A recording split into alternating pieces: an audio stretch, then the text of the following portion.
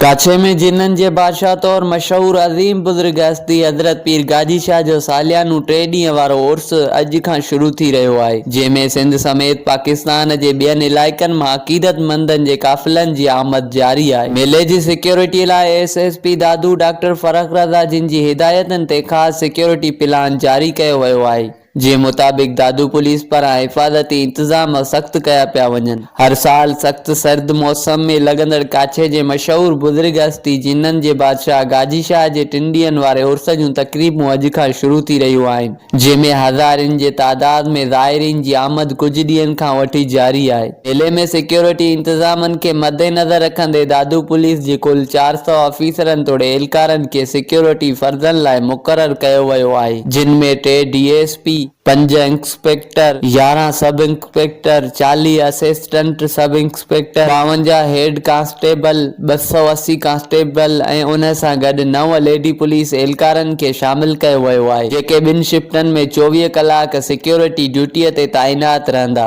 दरगाह ॾांहुं ईंदड़ दादू ऐं सेवण समेत मुख़्तलिफ़ शहरनि खां सभिनी रस्तनि ते पुलिस जूं ख़ासि पकटूं क़ाइमु कयूं वयूं आहिनि। उन खां अलावा बलोचिस्तान सां ॻंढियल गुज़रगाहनि ते पिणु पुलिस जी इज़ाफ़ी नफ़री मुक़ररु कई वई आहे। मेले जी तरफ़ ईंदड़ मुख़्तलिफ़ रस्तनि ते 6 चेकिंग पॉइंटूं मुक़ररु कयूं वयूं आहिनि। चेकिंग पॉइंटनि ते ॿाहिरि खां ईंदड़ ज़ाइरीन जी गाॾियुनि समेत मुसाफ़िरनि जी चेकिंग ऐं ड्राइवर कंडक्टरनि जी रजिस्ट्रेशन लाज़मी करण जी हिदायत जारी कई वई आहे। दरगाह ऐं मेलागाह में सिक्योरिटी इंतज़ाम जी निगरानीअ जे लाइ 2 DSP साहिबान मुक़ररु कया विया आहिनि। दरगाह जी हिफ़ाज़त लाइ मुख़्तलिफ़ हंधनि ते CCTV कैमराऊं पिणु लॻायूं वयूं आहिनि। अलावा अनर कार्डन ऐं आउटर कार्डन जी सूरत में पुलिस कमांडोज़ तैनात हूंदा। दरगाह में दाख़िल थियण लाइ ख़ुसूसी वॉक थ्रू गेट लॻाया विया आहिनि, जितां ज़ाइरीन जी मुकमल बदन तलाशी वठी खेनि दरगाह अंदरि दाख़िल थियण ॾिनो वेंदो। जॾहिं त औरतनि जी तलाशीअ लाइ दादू पुलिस जूं लेडीज़ एहलकार पिणु एंट्री गेट ते मुक़ररु कयूं वयूं आहिनि। मेले जे बाज़ारनि ऐं तफ़रीह जॻहनि जे मुख़्तलिफ़ पॉइंटनि ते पुलिस एहलकार तैनात हूंदा, जॾहिं त आसपास ते गहरी नज़र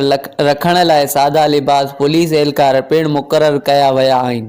कंहिं बि हंगामी सूरतहाल खे मुंहुं ॾियण लाइ दादू पुलिस जे चुस्त ऐं फुर्तीलनि जवाननि ते मुश्तमिल ख़ासि प्लटूनूं पिणु स्टैंड बाय रखियूं वयूं आहिनि। उन हवाले सां SSP साहिब दादू डॉक्टर फ़रख रज़ा पारां पुलिस ऑफिसरनि खे वधीक हिदायतूं ॾींदे हुकुम कयो वियो आहे त मेले में सिक्योरिटीअ समेत जुआ, मंशियात ऐं ॿिए कंहिं बि क़िस्म जी गैरकानूनी अमल खे रोकण लाइ पिणु सख़्त क़दम खंया वञनि। उन मौक़े ते SSP साहिब अवाम लाइ पैगाम ॾींदे चयो आहे त मेला सिंध जी सक़ाफ़ती रंगनि, सूफ़ियानी तबियत ऐं अक़ीदत जो इज़हार आहिनि। उन लाइ हज़रत पीर गाजी शाह जे मेले में हिफ़ाज़ती इंतज़ाम कया विया आहिनि त जीअं अक़ीदतमंद बहितर नमूने पंहिंजे अक़ीदत जो इज़हार करे सघनि। बाक़ी गैर कानूनी कमनि में मुलविस अंसरनि ख़िलाफ़ सख़्त कानूनी कार्रवाई अमल में आंदी वेंदी। मोहम्मद इस्माइल लांघा, तोंग न्यूज़, डरकबाला।